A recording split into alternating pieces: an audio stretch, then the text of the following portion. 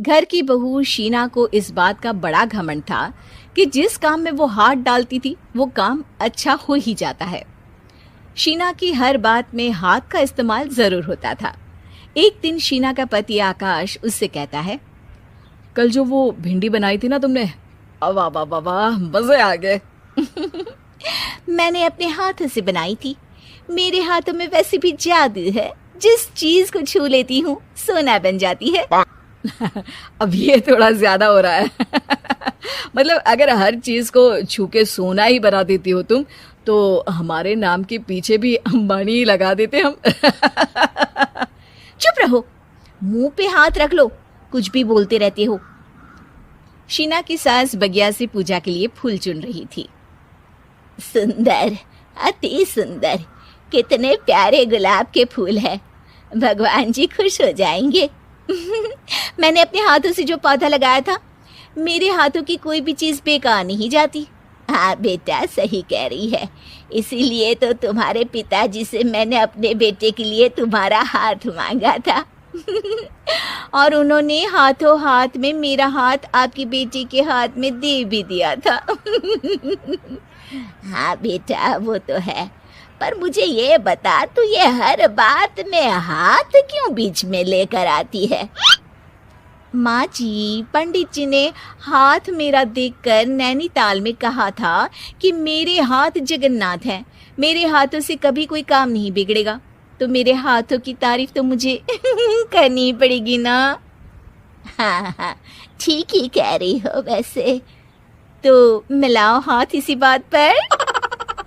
शीना को न सिर्फ इस बात पे गर्व था कि उसके हाथ से सब अच्छा होता है, बल्कि घर के सारे काम भी वो पहले अपने हाथ से करती, फिर कोई दूसरा उन कामों को कर पाता।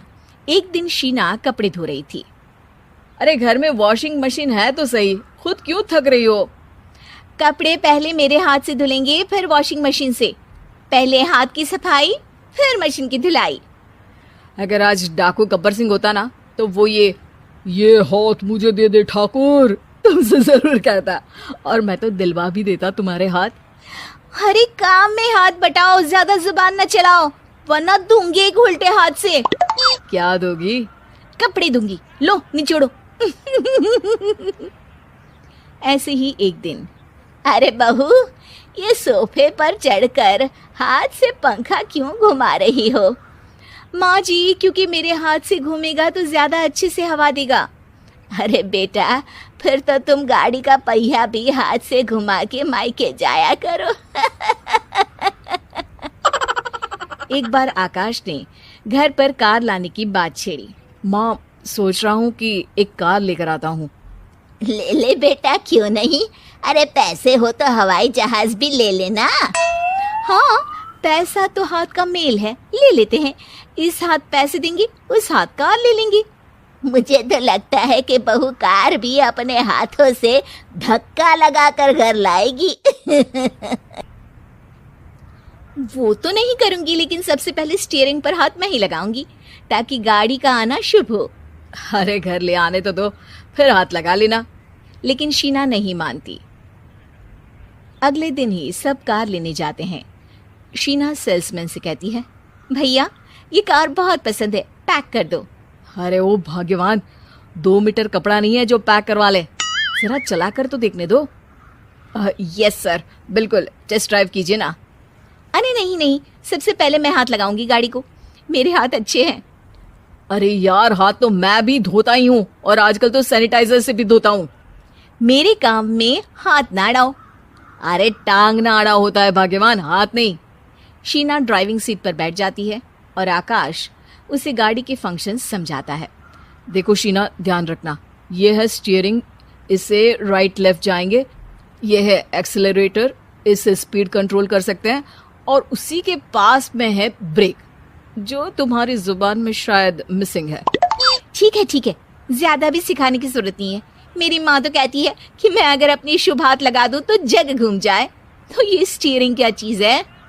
शीना गाड़ी स्टार्ट कर देती है और स्टीयरिंग को घुमाते हुए एक्सेलरेटर पर धीरे से पैर रखती है, और शोरूम के बाहर के एरिया में ही गाड़ी घूमने लगती है, जहाँ दूसरी गाड़ियाँ भी रखी हैं। देखा मेरे हाथों का कमाल। अब ब्रेक दबा दो, आगे गाड़ी है। शीना आगे गाड़ी देखकर घबरा जाती है और पाँव गलती से एक्सीलरेटर पर पड़ जाता है। कार आगे खड़ी एक बड़ी गाड़ी में घुस जाती है। दोनों कार से उतरते हैं। सेल्समैन भागते हुए आता है। अरे 7 लाख की गाड़ी खरीदने आए थे और 15 लाख की गाड़ी ठोक दी। Oh my God. आकाश की माँ, आकाश और शीना घबरा जाते हैं। इतना सारा पैसा कहाँ से आएगा? तभी वहाँ मैनेजर भी आ जाता है। पूरा माजरा समझता है।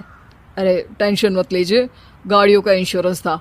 आप जो कार लेने आए थे वही खरीद लीजिए। पर मैडम, जब तक आप सीख ना ले तब तक गाड़ी मत चलाइएगा।